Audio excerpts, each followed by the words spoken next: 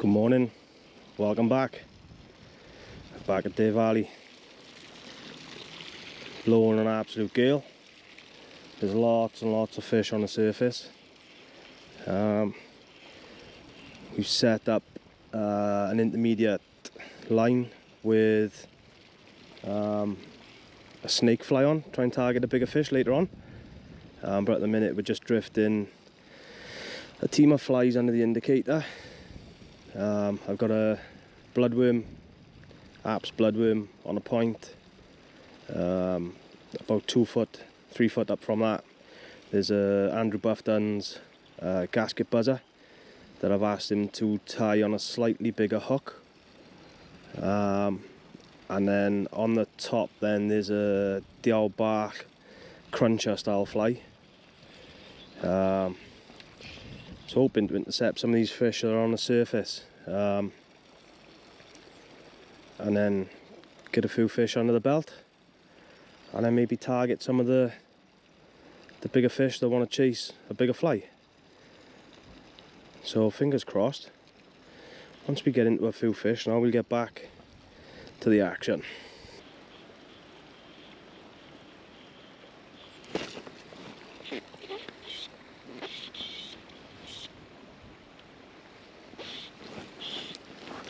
Tomo!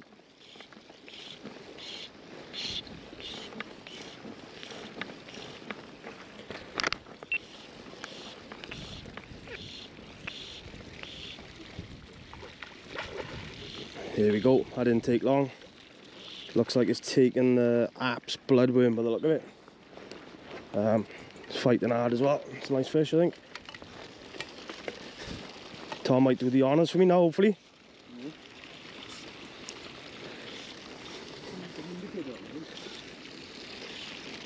Fighting hard as fish, fair play, staying deep. Yeah, I just switched over. There was a few fish on the surface, so I think it's taking like a blood Apps worm. Yeah, Apps worm underneath on the bottom.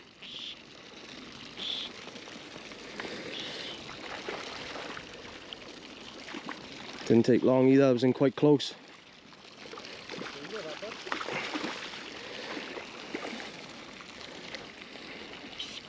He's a bit rusty when it comes to fly fishing. I do apologise for my netman skills. I don't grab a line, but I'll bring it to you know. It's not like sea fishing. Can't see much.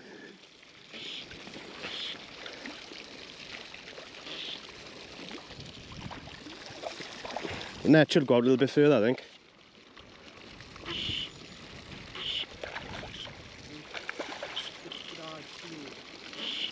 It's not a bad fish, I think.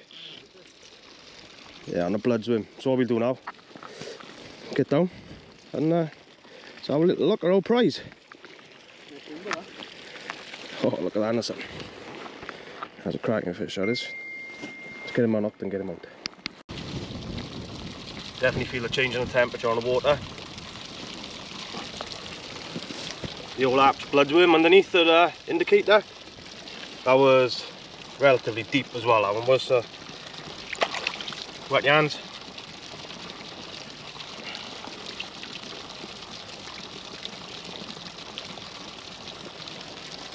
Nice fish, about 3.5, 4 pound. Let's get him back in.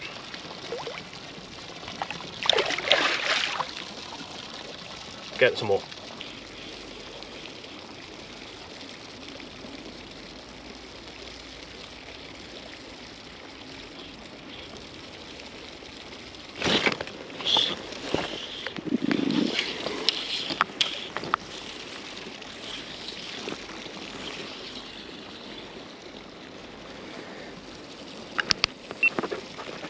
I've literally just cast out there now.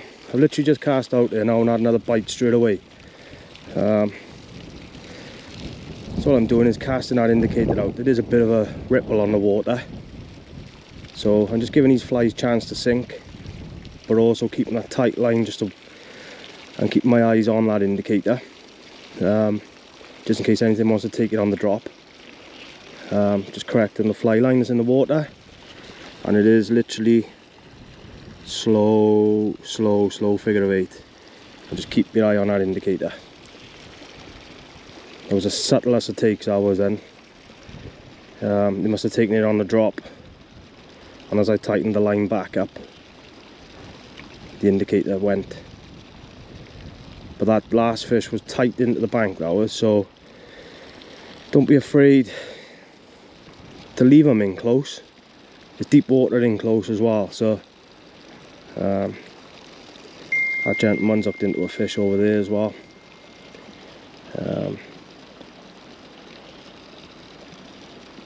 There's plenty of fish coming out. There's plenty of fish coming out already. We didn't get up until 10 o'clock with the school run,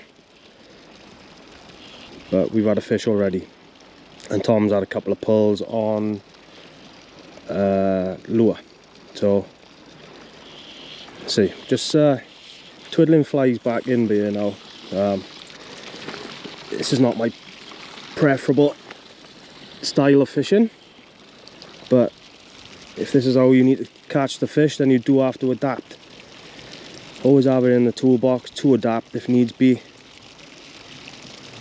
The weather is coming cold now, so big flies should turn the big fish on. Should really tease them into just having a snap at the fly at least, which then gives you the chance of the big ones as well. But don't rule out that these big ones won't take anything natural, because there's a lot of fish they will just switch over to natural food now. So the likes of your crunchers, your buzzers, your bloodworms, all those kind of things now will be coming up through the water column. So it does pay to fish a team of flies. Like there now, those flies have sunk a little bit. So 2 pulls just to bring the flies up in the water, and now as they start to sink back down, hopefully induce a take.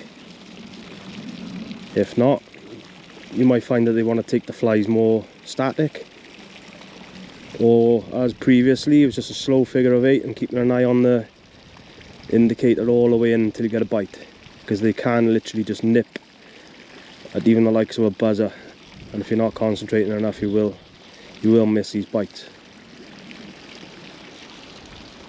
So with this ripple on the water now, I'm just going to start 3 pulls this time. Nice long pulls to get the fly up in the water, and now they should start coming back down again.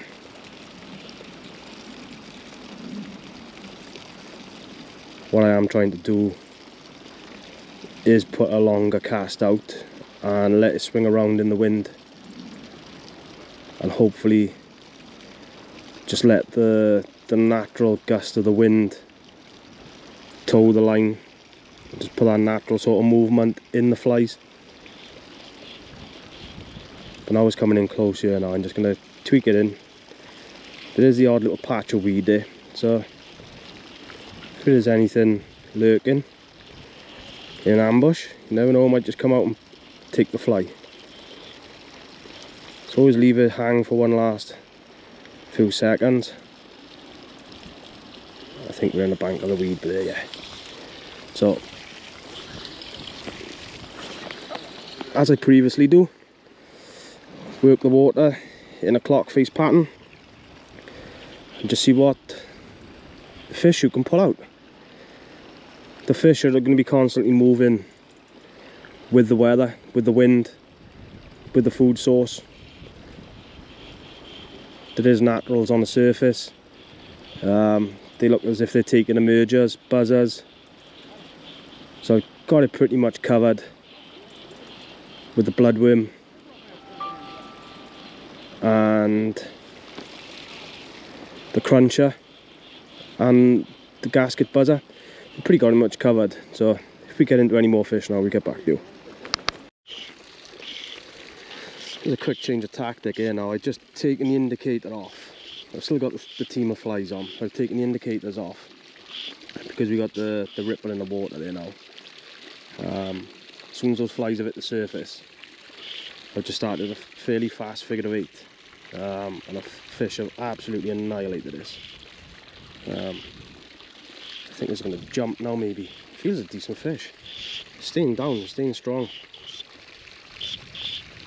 When I got in the water earlier, the temperature on the water felt nice, cold. And these fish are certainly scrapping a lot harder. As they always do because of the colder temperature, I believe. So yeah, looks like it's taken the Apps bloodworm again, I think. This is a beautiful fish, this is. Oh, we've got a tiger, I think. Oh, yes. Yeah, that's on the bloodworm again. And you've got an absolutely beautiful tiger, that is. That's pushing 4 pound, that tiger. So I'll just unhook him now. And I'll get in the water, wet the hands, and we'll have another good look at him now.